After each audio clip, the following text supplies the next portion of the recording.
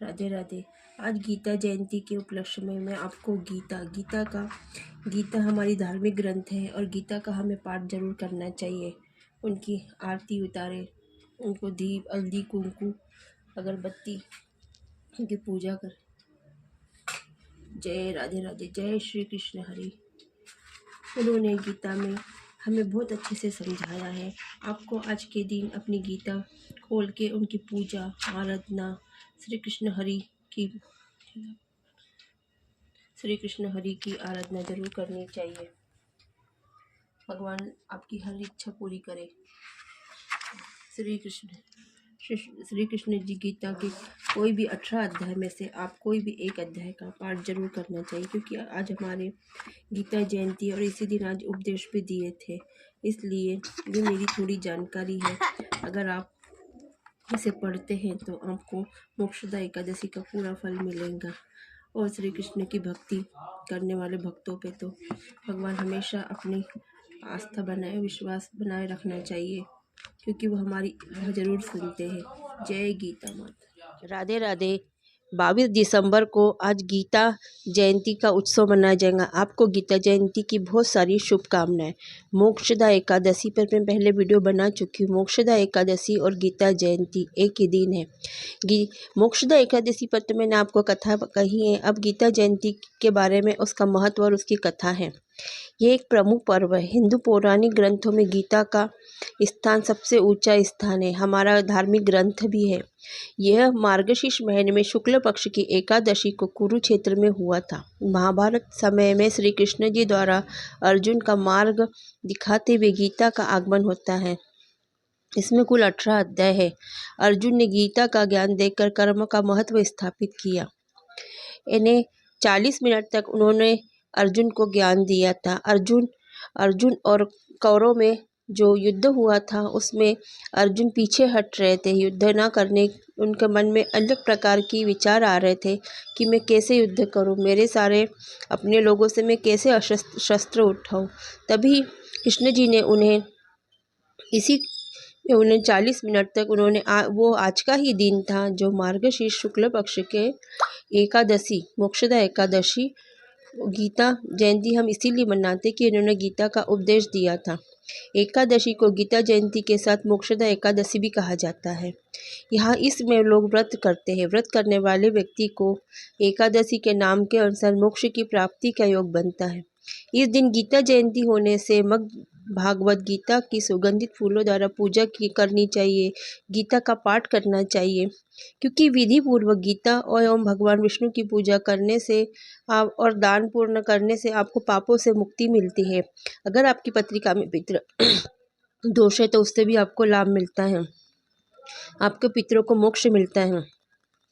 और इस दिन विष्णु जी की पूजा, श्री कृष्ण जी की पूजा करने का विशेष महत्व है।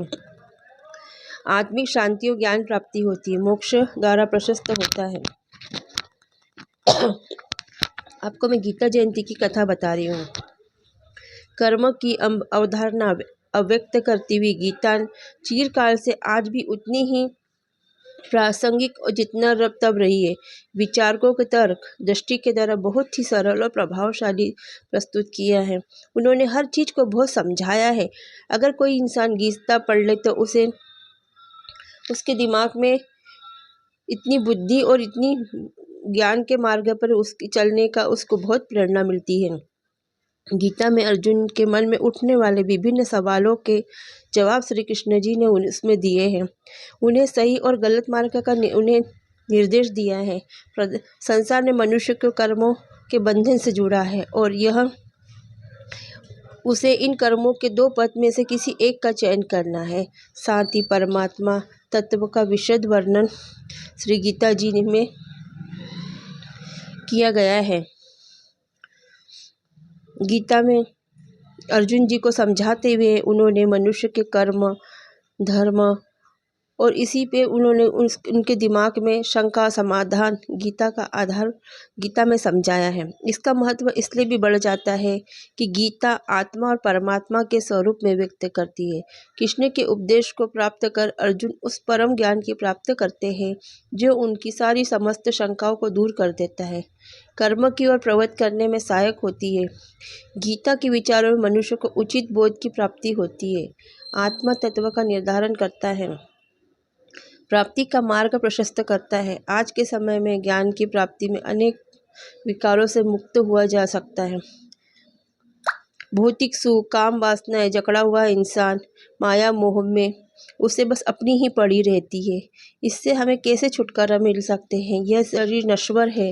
ये सभी बातें हमें कृष्ण जी ने गीता में समझाई है कि ना कोई यहाँ पे कोई किसी का रिश्ता है, ना कोई किसी का, ये सब माया मोह है। यह आत्मा न मरती है न अमर है, और शरीर तो नश्वर है, ये तो नष्ट होने वाला है। और कर्म किए जा, कर्म का फल चाहे अच्छा हो या बुरा उसका अवश्य मिलेगा। गीता जी में बहुत सुंदर कृष्ण जी ने हर चीज़ का जवाब समझाया है, जिससे हमें पढ़ना चाहिए और अपने धार्मिक ग्रंथ का सम्मान करना चाहिए। आप आज के दिन गीता पढ़िए, उसका कोई भी एक अध्याय पढ़ सकते हैं।